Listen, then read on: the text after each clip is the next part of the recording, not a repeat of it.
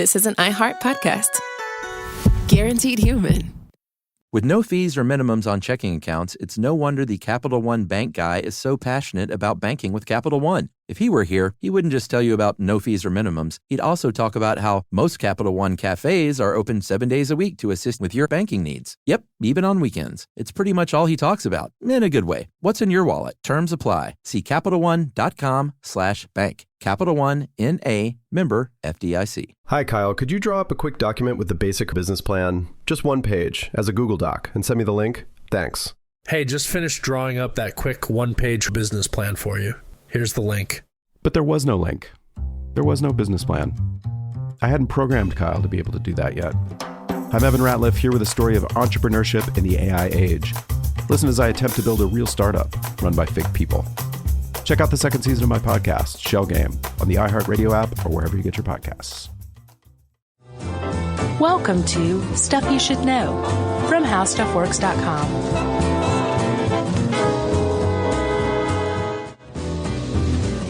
Hey, and welcome to the podcast. I'm Josh Clark. There's Charles W. Chuck Bryant. Say something. Yeah, I didn't even say something funny. I just said say something. I know, I froze. Yeah, it's all right, man. That's good quality in a broadcaster. Yeah. To freeze up on the air? And a professional talker? Yeah. Yeah. How you doing? I'm great. Freezing. I'm good, man. This is a fun, goofy little topic, and we haven't done one like that in a while. This was a fun article written by a guy named Charles W. Bryant, a writer for the site. Yeah, I will go ahead and say one thing I was disappointed in this article, and I would still like to see someone tackle this in documentary style maybe, is the psychology of being a one-hit wonder. Oh, like what it does to your psyche? If is it better artist? to have that one hit and fade away, and at least you had that, or is it better to have never, I would be real curious to see a series of interviews with one-hit wonders to see, like, how they feel about it. You're saying is it better to have hit and lost than never to have hit at all? Exactly. And I couldn't really find anything on that. So I'm sure there's one or two who, listen to the podcast, and if you do, write in, let us know how it is. We're interested. Lou Bega. Yeah. At the very least, Lou Bega listens. Yeah. The fake Lou Bega. So, Chuck, I wanted to commend you for this article because you really, this is a tough one. With How Stuff Works articles, we typically take a topic that is, has a lot of research done on it, it's very well defined, and then we deconstruct it. This one is I looked on the internet, and if you type in one-hit wonder, there is zero scholarly work done on it. For good reason. Yeah, well, I mean, it's interesting, though, too. You brought up the psychology of being a one-hit wonder. Yeah, there should be. Why hasn't anyone ever done a study like that? There is nothing. It's all just lists. Yeah. And I actually did find one good website. It's called onehitwondercentral.com, and they have everything. You can play, every song. They have it by year. Oh, awesome. Who the one-hit wonder was from, the 60s to the 2000s, maybe 50s. Some of the greatest songs to me are some of the one-hit wonders. Sure. And I mean, that's the point. It's a one-hit wonder is just something that everybody liked at one time. We just didn't like whatever else they were making, right? Yeah. At least as a large collective group. Anyway, back to me commending you. Okay. You had to take something that was really amorphous that everybody knew and would knew if you got wrong and whip it into shape, like a definable shape. And you got it right. I think you did a great job with this article. So, the first thing you pointed out was that no one is 100% certain of the origin of this phrase. That's right. But we figured out that it first came in print in 1977, right? Well, that's what phrases.org says, and I couldn't find anything to dispute it. But a writer there wrote the sentence in July 77 about ABBA. Mm-hmm. Instead of becoming what everyone expected, a one-hit wonder, they soon had a string of hits behind them. Yeah. And although the website, phrases.org, does say it appears to have already been a used phrase, but this is the first time they've seen it in print. Right. And so there actually is a definition for one-hit wonder. There's, a hit, I guess. You define a hit. And it's got to be on because we're so American-centric. Sure. It has to be on the Billboard Top 100. Yeah. And then specifically in the top 40 to be considered a hit, right? Technically for, when most people, there have been books written about one-hit wonders, and that's usually what they say. Okay. So that wasn't just you or anything saying that? Because I thought it was a great definition. No, it's a good definition, but that's the generally held definition. But then that's where it gets really blurry as we're about to find out. Right. Well, in many ways. I mean, yeah, you make a point that there's a lot of one-hit wonders by that definition who are legendary musicians. Yeah. Like Jimi Hendrix. One hit. Janis Joplin. One hit. Garth Brooks. As Chris Gaines? Yeah. That's his only Billboard hit. Yeah, this is only Billboard Top 40 hit. Yeah, but he had country hits. Just lived on the country top 10. But yeah, as on the mainstream top 40, his only hit was as Chris Gaines with the haircut and the soul patch. Oh, yeah. Man, that was... Yeah, I don't know what song that was even. I don't either. Beck. Yeah. The Dead. The Dead, The White Stripes, Lou Reed, Iggy Pop, Devo. Some like iconic bands and musicians that have only had one hit. And then you've got artists who never had that hit, but are still considered one-hit wonders, because what you end up realizing is, despite the definition of what a hit is, a one-hit wonder is something different. It's just an artist and a song who captured something for a moment in time. It doesn't matter if it was a top 40 hit. Right, like you say Wall of Voodoo's Mexican Radio. Absolutely. It was not a top 40 hit. No, but that's definitely a hit. Sure. In the zeitgeist, as you put it. Absolutely. Who else? I'll Melt With You, Modern English. I hate that song. The Weather Girls, It's Raining Men. Like you would say all of these are definite one-hit wonders, right? And none of them had top 40 hits, right? So, but sticking to the strict definition, that still works too, right? Like the Penguins' Earth Angel. Yeah, in the 50s, right? In the 60s, you had Summertime Blues by Blue Cheer, but they really spent blue on like their one thing. Their one shot was covered in blue. Yeah, Blue Cheer did Summertime Blues. Green Tambourine, remember that song? No. I didn't Green Tambourine. It was very like psychedelic. No. And the Lemon Pipers, it's one of those songs where sort of like in the 70s, Argent's Hold Your Head Up. Yeah. Like everybody knows that song. Yeah, that's a good one. But I bet 99 people out of 100 have never heard of the band Argent. No. They probably think, oh, wasn't that the Guess Who? Or wasn't that in Joe Dirt? Or Yes. Wasn't that in Joe Dirt? Was it? Yeah. Oh, really? Yeah. I never saw that movie. What? I never saw Joe Dirt. Oh, man. Such a great, keep your chin up movie. It is so good. Really? You can hate David Spade. You can hate all of that kind of comedy. Uh-huh. But that movie has such, it's got heart. It's a cute movie. I had friends. It's on Netflix streaming. Yeah? Mm-hmm. I had friends that worked on it, and that's where I have my Gary Busey insider story. Oh, yeah. Yeah, I think I told you. He was supposed to play the father, and if you'll notice in the film, he does not play the father. No, it's done by one Fred Ward. Yeah, so Gary Busey was on set for a day, and it didn't work out. He made it. I wish I could tell the whole story. He made it into Black Sheep with Chris Farley and David Spade. Was he in that? Yeah, he was like the crazy guy who lived in a school bus in the woods. It was the part he was born to play. Exactly. Please don't come to our office, Gary Busey.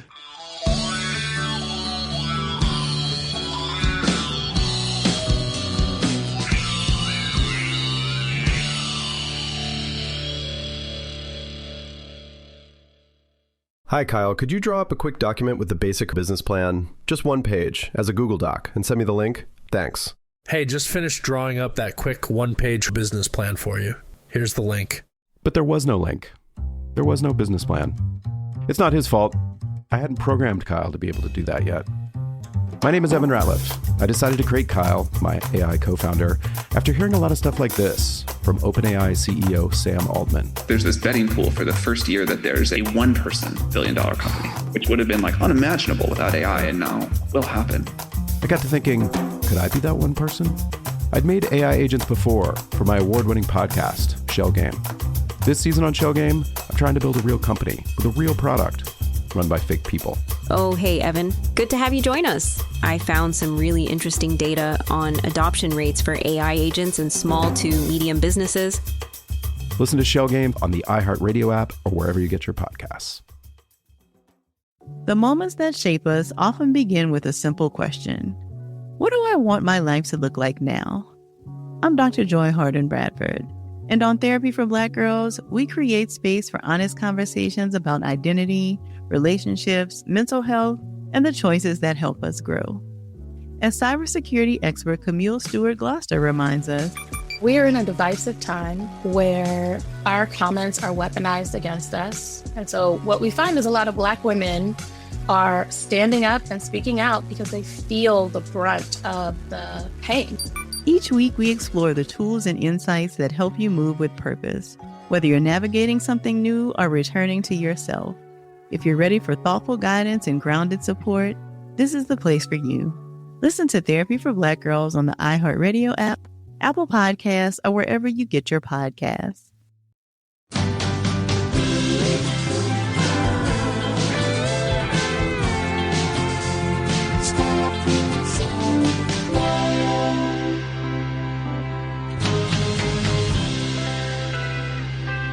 All right, so that was the 50s, and that's generally when the rock era in the 50s is when people say you can start talking about things like one-hit wonders. Yeah. Like not some guy who had one big band hit in the 1930s. Although I'm sure they were there. Sure. You know? That's true. There's been one song that was a one-hit wonder for two bands, which is interesting. Oh, yeah, let's hear it. Funky Town? Really? Yeah, Lips Incorporated right. in 1980, and then I don't know if you remember Pseudo Echo. They did a version of that in 1986. No. It was a little more electric and upbeat, and that was a bona fide top 40 hit as well. Jeez. So you just can't, people couldn't get enough of Funky Town. I hope that whoever wrote that, really cashed in. Yeah, I do too. You know? So, the 60s, all right, no, the 60s was the Green Tambourine. 70s, songs like Spirit in the Sky. Yeah. By Norman Greenbaum. Yeah, it's a good song. It was in Apollo 13. One Took Over the Line. I literally wrote Shudder next to that. What, like? Ugh. Oh, you hate that song? It's pretty bad. Brewer and Shipley. Yeah. And then Seasons in the Sun, great song. Terry Jacks, never heard of the guy. No, nor have I. Nor have I. And you also make the point that the 70s were lousy with disco one-hit wonders. And in our disco episode, we talked about why, because it was all producer-driven rather than artist-driven. Exactly. I didn't even bother to list any in here. Yeah, you can just name a disco song, and there you have it. You know. The 80s, of course, you had bands like Soft Cells, Tainted Love, and Oh Mickey, You're So Fine. Mm-hmm. Tony Basil. Mm-hmm. I Want Candy by Bow Wow Wow. Yeah. Kaja Gugu. Remember what song? I don't remember, but Too Shy. Is that who that was? Too Shy. Yeah. So the 80s was lousy with it, but a lot of those songs are great songs, and a lot of the artists in the 80s were popular in other countries. Yeah. And are known as one-hit wonders here in the U.S. I was reading an article on, I think, Cracked maybe? Yeah, about probably. one-hit wonders, and they were saying, Aha had Take On Me, which was a hit here in the United States, but that was it. Yeah. But they're one of the top 50 grossing bands of all time worldwide. Really? Yeah. Well, and Aha falls into another weird category, which is a band that's known as a one-hit wonder who actually had a quieter second hit. Oh, really? Yeah, they had a song called The Sun Always Shines on TV that was a top 20 hit, I think. Wow, I don't remember that one. Nobody does. Yeah, they're good, though. No, they're awesome. And then, remember Right Said Fred, I'm Too Sexy? Huge in England. Yes. I'm Too Sexy was actually only hit number 2 in England. They had another one that hit number 1. But here in the States, yeah, I think it hit number 1 here. I think so, too. And then that was it for Right Said Fred. The same with Frankie Goes to Hollywood. Oh, yeah, Relax. And, they were really big in Europe. And Gary Newman. Yeah, that was a good song, though. That song holds up. Cars. If you go back and listen to Cars, yeah, that dude was a good musician. Well, and he was hugely popular and still tours today. Yeah. So he's one of those guys that's please don't call me a one-hit wonder. Right. I've had a long, successful career. Right. Look at my house. It's a car. No, I think it's a mansion. No, he lives in his car. No. It's where he feels safest. Gotcha. He can lock all his doors. Falco and Nina were really big in German-speaking countries. Yeah, I could see that. But, had the 99 red balloons. Luftballons. And then Falco's... Rock Me Amadeus. Yeah. Huge hit here. It didn't occur to my young brain that wasn't from the Amadeus soundtrack. Because remember, it came out at about the same time as the movie. Oh, yeah. And, I just thought it was part of the soundtrack. Yeah. The movie soundtrack. Well, the point with this, though, is that one hit wonder is sort of a derogatory term to throw on an artist. Yeah. So a lot of these people are like, in America, like, you jerks. I was huge in Europe or maybe some other country. Yeah. And Americans just go, song. yawn. Yeah. Who cares? So much for your one hit. The 90s, Crash Test Dummies, remember those dudes? Mm-hmm. Well, that was the song. Oh, yeah. Mm-mm-mm-mm. Yeah, that's right.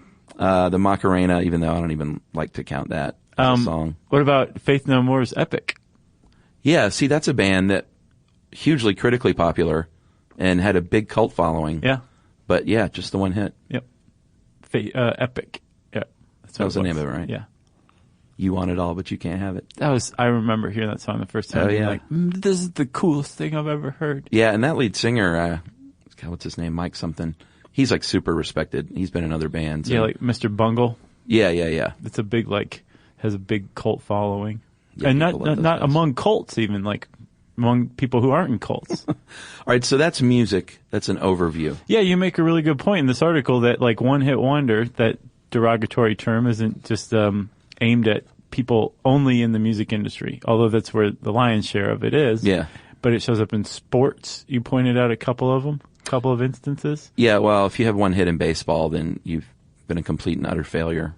But a couple of guys have had one hit, and that one hit was a home run. Which is pretty cool. Which is pretty interesting. Who was it? There was a guy named Chris Jellick, whose name I recognize for some reason.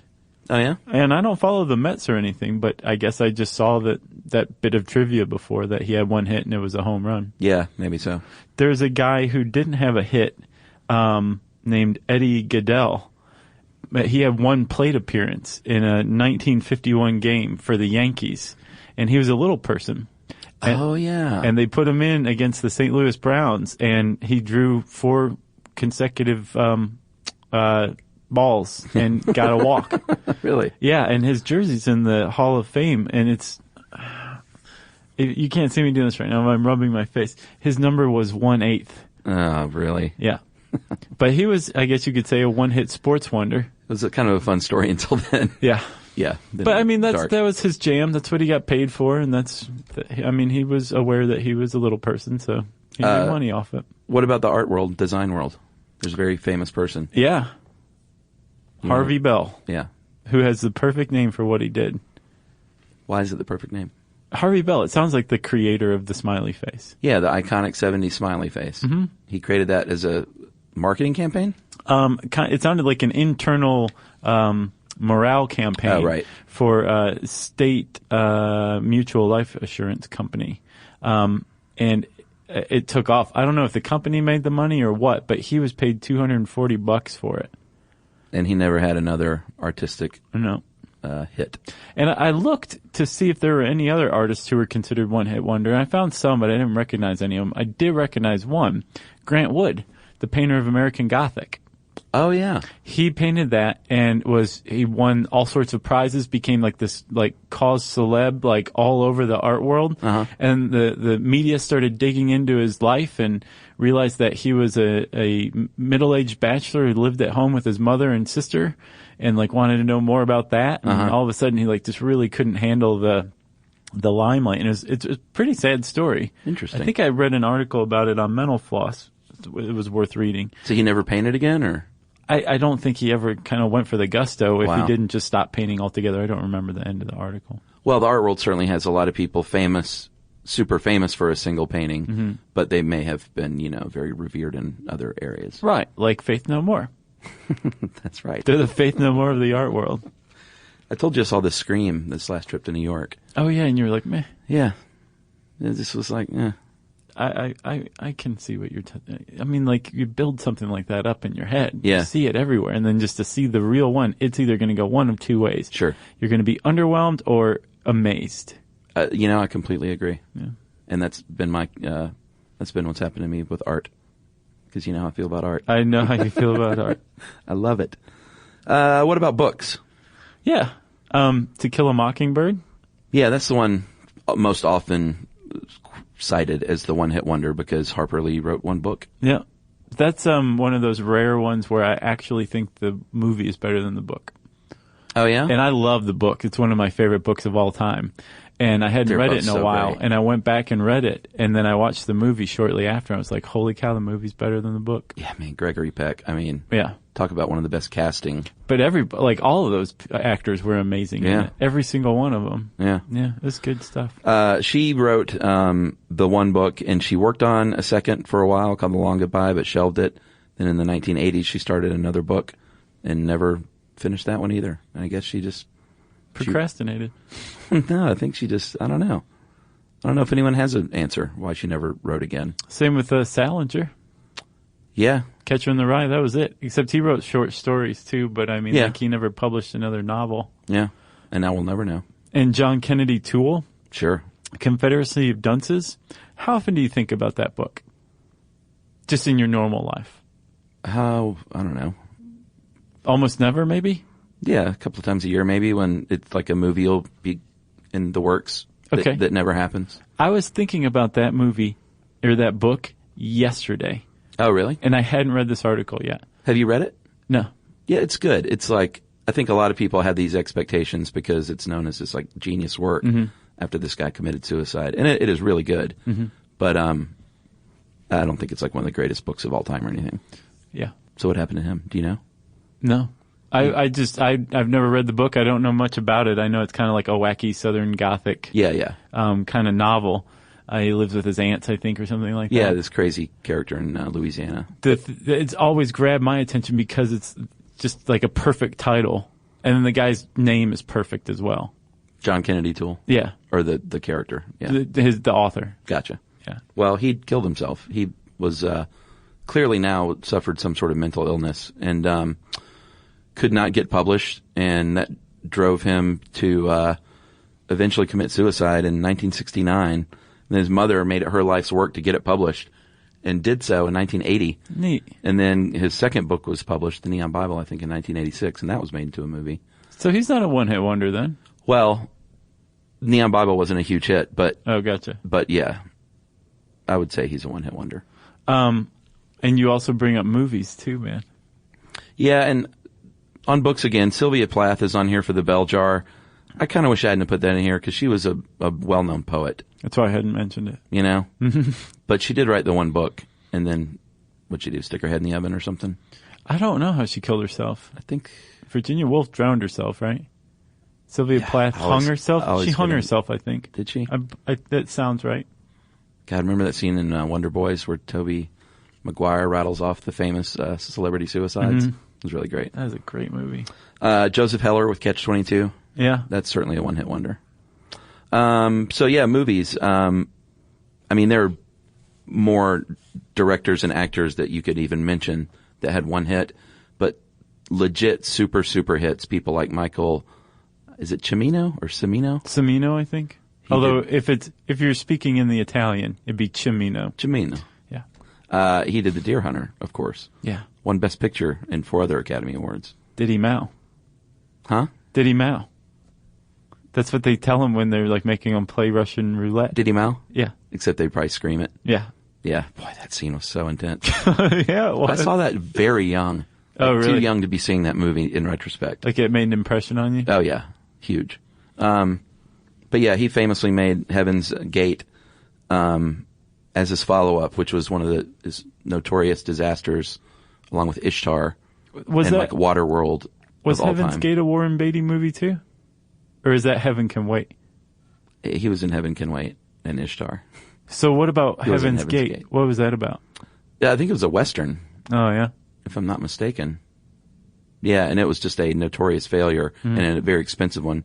And then Cimino he made a few other movies, but you haven't heard of many of them. He did Year of the Dragon, was like, with Mickey Rourke, was his only other like notable movie. That was supposed to be a good one. Yeah, but it was far from a hit. I gotcha. You know what I'm saying? Yeah.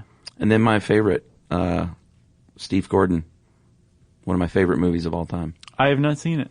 You didn't see Arthur? Not only have I not seen the original Arthur, I haven't seen the remake that includes our friend Hodgman as a candy store manager, I believe, right? That was terrible, by the way. Not Hodgman's bit. No, Hodgman was great, but the remake was really bad. Was it? And it was so sad because Arthur is one of those movies that I hold very, very dear to me. Right. And Steve Gordon wrote and directed it and then died afterward. It was the only movie he ever made. By his own hand?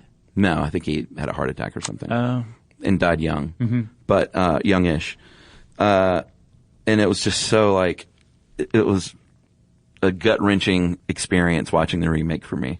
Why did you watch it? Like, for example, I think Red Dawn is one of my favorite movies of all time. There's not a chance that I will ever see the remake of Red Dawn. Well, I'm not either, and I learned after Arthur. Yeah, so that's the one that taught you the lesson? Yeah, I'm not going to watch anything that was really precious to me if they reboot it or remake it again. Never again. It sounds like Hodgman taught you a valuable lesson. Yeah, and I like Russell Brand, and I thought, they made Helen Mirren, John Gielgud's character, and was just enough of a spin where I was like, well, that's could be interesting. Mm-hmm. But then everything about the movie was just some new little spin to make it different. Mm-hmm. And it was like, hey, let's make the man a woman. Let's make the white guy Puerto Rican. And it was like Louis Guzman. And it was bad. It was so bad. I gotcha. Yeah. Well, that's it for Arthur. Yeah. If you want to learn more about Arthur, you can type that word in the search bar. Isn't that what this podcast is about? I forgot. Yeah, it was Arthur. One-hit wonders. Dudley Moore. That's what it was. You should read this article by Chuck. It's a good one. You can type one-hit wonders in the search bar at howstuffworks.com, and it will bring up this article. Again, commendable article. Thanks, sir. And I said commendable, so it's time for word from our sponsor. Just like the number of stars in the sky, there is so much stuff you should know. Hi, Kyle. Could you draw up a quick document with the basic business plan? Just one page, as a Google Doc, and send me the link? Thanks. Hey, just finished drawing up that quick one-page business plan for you. Here's the link. But there was no link. There was no business plan. It's not his fault. I hadn't programmed Kyle to be able to do that yet. My name is Evan Ratliff. I decided to create Kyle, my AI co-founder, after hearing a lot of stuff like this from OpenAI CEO Sam Altman. There's this betting pool for the first year that there's a one-person billion-dollar company, which would have been like unimaginable without AI, and now will happen. I got to thinking, could I be that one person? I'd made AI agents before for my award-winning podcast, Shell Game.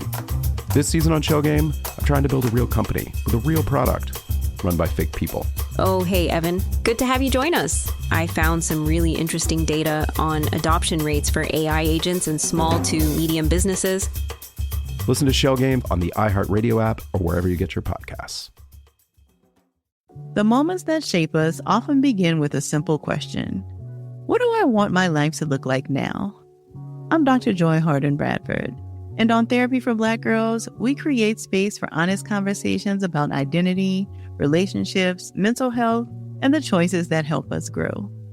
As cybersecurity expert Camille Stewart-Gloucester reminds us, we are in a divisive time where our comments are weaponized against us. And so what we find is a lot of Black women are standing up and speaking out because they feel the brunt of the pain. Each week, we explore the tools and insights that help you move with purpose, whether you're navigating something new or returning to yourself. If you're ready for thoughtful guidance and grounded support, this is the place for you. Listen to Therapy for Black Girls on the iHeartRadio app, Apple Podcasts, or wherever you get your podcasts. Stuff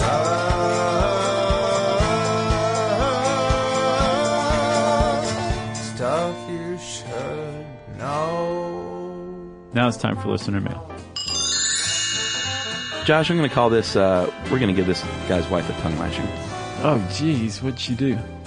You'll see. Okay. Dudes, I've been an avid listener since shortly after its inception. I'm a huge fan. Especially enjoy listening to it while I'm stressed out. It always soothes my nerves to hear your banter. Over the years, I've tried to convince my now wife, Elizabeth, to listen. Oh, I know this one. Unfortunately, she's always insists that you two are stoners and that your witty repartee is contrived. It's so far off. She makes me change over to This American Life or Radiolab. Great shows. Which are podcasts I download to fill the time between Stuff You Should Know releases. I've repeatedly informed her that you guys are not stoners. You've done frequent podcasts on the ill effects of drugs, and this has not convinced her still. Listen with envy when you read letters during listener mail about couples who enjoy listening together. That's so sad. No. If I'm not mistaken, one pair even became engaged during a listener mail segment. Yeah, we don't know about that yet. I'm not vouching for that. It recently struck me that perhaps if you were to give Elizabeth a shout-out at the end of a show, she might be impressed enough to become a fan as well. You could say hi to Elizabeth at the end of a show. You'd be contributing to my marital bliss. So, wait a second. You realize what's going on here? We're being manipulated. Yeah, to say hey to somebody who doesn't even like us. I know. I feel like there should be some money exchanged for this. Well, no, I feel instead of saying hi to Elizabeth, she needs to get a tongue lashing for these baseless accusations of us sitting around like in a garage smoking marijuana and just like talking. Yeah, that's BS. That's someone who's never listened to the show. We have banter. We might go off on tangents. We might say 5 million times in a sentence. But we're not sitting around smoking weed, just rambling. Yeah, we're just relaxed. A lot of work goes into the show. Sure. So, Elizabeth. Mellow out, dude. Yeah, seriously. Maybe you need to go in the garage. Not So anyway, this guy's a neurologist, and he said the alien hand syndrome part struck close to his heart. Awesome. And Devin, if this doesn't do it, then Elizabeth can just go listen to This American Life in Radio Lab. Yeah, let her hang out with Hourglass. It's cool. And I'm sorry for your marriage, because it is clearly headed in the wrong direction. I think we had her until just that last sentence right there. No, she's great. I'm sure she'll tune in. We'll find out. Let us know, Devin, will you? If you want us to say something specific to somebody you know, we very well might do it if you ask. We might. We have before. You can tweet to us at SYSK Podcast. You can join us on Facebook.com/StuffYouShouldKnow. You can send us an email to StuffPodcast@Discovery.com. And you can always find us at our home on the internet, StuffYouShouldKnow.com.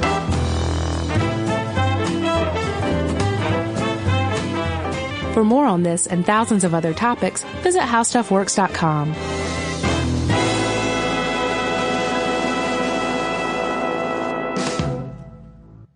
Hi, Kyle. Could you draw up a quick document with the basic business plan, just one page, as a Google Doc, and send me the link? Thanks. Hey, just finished drawing up that quick one-page business plan for you. Here's the link. But there was no link. There was no business plan. I hadn't programmed Kyle to be able to do that yet. I'm Evan Ratliff, here with a story of entrepreneurship in the AI age. Listen as I attempt to build a real startup run by fake people. Check out the second season of my podcast, Shell Game, on the iHeartRadio app or wherever you get your podcasts.